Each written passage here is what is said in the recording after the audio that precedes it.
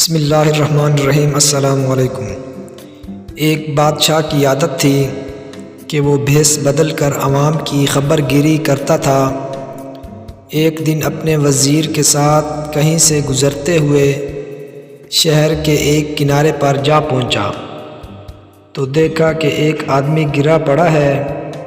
بادشاہ نے اسے ہلا کر دیکھا تو مر چکا تھا۔ لوگ اس کے پاس سے گزر کر جا رہے تھے۔ بادشاہ نے لوگوں کو آواز دی، لیکن لوگ بادشاہ کو پہچان نہ سکے اور پوچھا کیا بات ہے۔ بادشاہ نے کہا اس کو کسی نے کیوں نہیں اٹھایا۔ لوگوں نے کہا یہ بہت برا اور گناہ گار انسان ہے۔ بادشاہ نے کہا کیا یہ امت رسول نہیں؟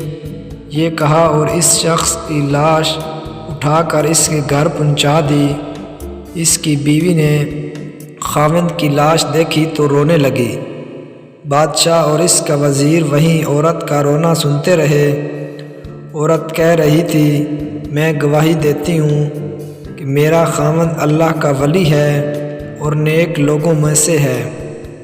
اس بات پر بادشاہ کو بڑا متعجب ہوا، کہنے لگا یہ کیسے ہو سکتا ہے؟ لوگ تو اس کی برائی کر رہے تھے اور تو اور اس کی میت کو ہاتھ لگانے کو بھی تیار نہ تھے۔ اس کی بیوی نے کہا مجھے بھی لوگوں سے یہی توقع تھی۔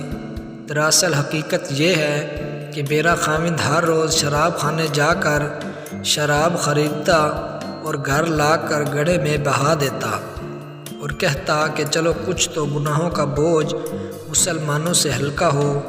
اسی طرح رات کو ایک بری عورت کے پاس جاتا اور اس کو ایک رات کی اجرت دے دیتا اور کہتا کہ اپنا دروازہ بند کر لے، کوئی تیرے پاس نہ آئے۔ گھر آ کر کہتا الحمدللہ آج اس عورت کا اور نوجوان مسلمانوں کے گناہوں کا میں نے کچھ بوجھ ہلکا کر دیا ہے۔ لوگ اس کو ان جگہوں پر آتا جاتا دیکھتے تھے۔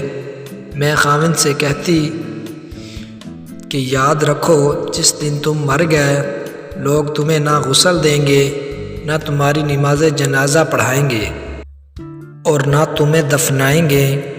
وہ مسکراتے اور مجھ سے کہتے کہ گھبراؤ نہیں، تم دیکھو گی میرا جنازہ وقت کا بادشاہ، علماء اور اولیاء پڑھیں گے۔ یہ سن کر بادشاہ رو پڑا اور کہنے لگا کہ میں بادشاہ ہوں، کل ہم اس کو غسل دیں گے، ہم اس کی نماز جنازہ بھی پڑھائیں گے اور اس کی تدفین بھی ہم کریں گے۔